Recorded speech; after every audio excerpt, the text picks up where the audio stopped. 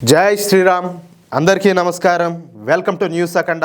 నేను మీ కస్తూరి శ్రీధర్. మిత్రులారా, సోషల్ మీడియాలో ఇప్పుడు ఒక వీడియో అయితే సంచలనం సృష్టిస్తుంది.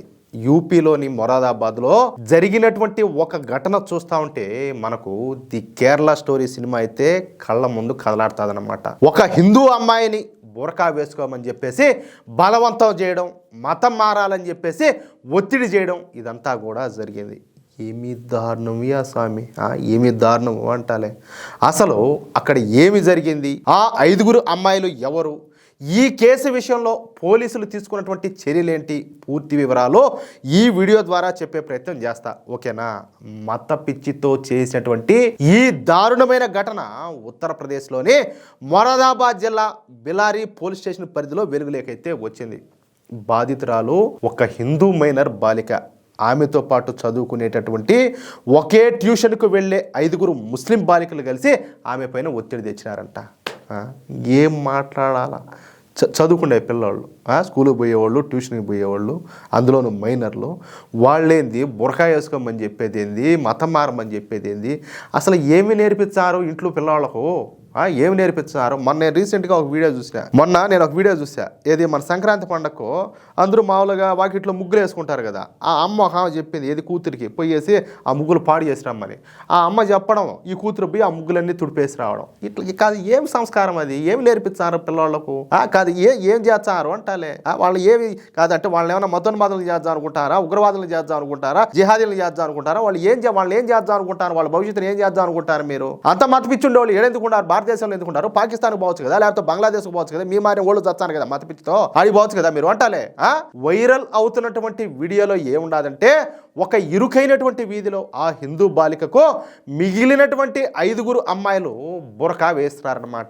ఆమె డ్రెస్ మీద బురకాను సర్దుతా బలవంతంగా రెస్టారెంట్కు తీసుకువెళ్తా ఉన్నట్టు కనిపిస్తుందన్నమాట. కేవలం బురకా మాత్రమే కాదు, మతం మారాలని కూడా ఆ అమ్మాయిని వేధించినట్లు తెలుస్తుంది. నిజానికి ఈ ఘటన మొన్న డిసెంబర్ 12వ తేదీన జరిగింది, అంటే లాస్ట్ ఇయర్లో. కానీ బాధితురాలి అనేటువంటి దక్షి చౌదరి పోలీసులకు ఫిర్యాదు చేయడంతో ఇప్పుడు ఈ విషయం కాస్త బయటికి అయితే వచ్చింది. ఉత్తరప్రదేశ్ పోలీసులు దీన్ని అయితే చాలా అంటే చాలా సీరియస్గా తీసుకున్నారు. కాదియా, ఇంత దారుణం జరిగితే యోగి ఆదిత్యనాథ్ గారు ఊరుకుంటారా? ఒక్కొక్కరికి చర్మం తెచ్చాడట్టే. ఉత్తరప్రదేశ్ మత మార్పిడి నిరోధక చట్టం కింద సెక్షన్ 3 అలాగే సెక్షన్ 5(1) ప్రకారం వాళ్ళ మీద కేసులు అయితే నమోదు చేశారు.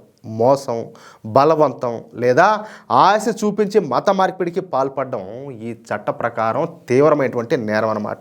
ఈ కేసు పైన గ్రామీణ ఎస్పీ అయినటువంటి కున్వర్ ఆకాష్ సింగ్ గారు మాట్లాడుతా, మేము ఈ కేసు విషయంలో పూర్తి స్థాయిలో దర్యాప్తు అయితే చేస్తున్నాం. అసలు నిందితుల ఉద్దేశం ఏంటి, దీని వెనుక ఎవరి ప్రోద్బలమైనా ఉండాదా అనేది కూడా విచారిస్తున్నామని చెప్పేసి ఆయన అయితే చెప్పినారు. ఎందుకంటే కేవలం వీళ్ళే చేసి ఉంటారు కదా, వీళ్ళ వెనక కొన్ని శక్తులు ఉంటాయి, అదృశ్య శక్తులు. వాళ్ళ వెనకుండి ఈ పిల్లల ద్వారా ఆడిపిస్తూ ఉంటారు, చేపిస్తూ ఉంటారు. కాబట్టి వీళ్ళ వెనక ఎవరుండారో వాళ్ళను కూడా లాక్కొచ్చేదానికి ప్రయత్నం చేస్తామని చెప్పేసి ఆయన అయితే స్పష్టం చేశారు. ఇందులో మరొక ముఖ్యమైన విషయం ఏంటంటే, ఈ చట్టం ప్రకారం మైనర్లను మత మార్పిడికి ప్రేరేపిస్తే నేరం నిరూపితమైతే 5 సంవత్సరాల నుంచి 14 సంవత్సరాల వరకు జైలు శిక్ష పడే అవకాశం అయితే ఉండాలి. దొబ్బితే ఇంక ఏంలే, తిరిగి వచ్చే కథ ఏముండదు ఇంకా. అయితే నిందితులంతా కూడా మైనర్లు కావడంతో పోలీసులు ప్రస్తుతానికి ఈ కేసు విషయంలో ఆచితూచి అడుగులైతే వేస్తున్నారు. వదిలేం బెటరు, కానీ ఏంటంటే సాక్ష్యాధారాలు గట్టిగా సేకరిస్తారన్నమాట. చదువుకోవాల్సినటువంటి వయసులో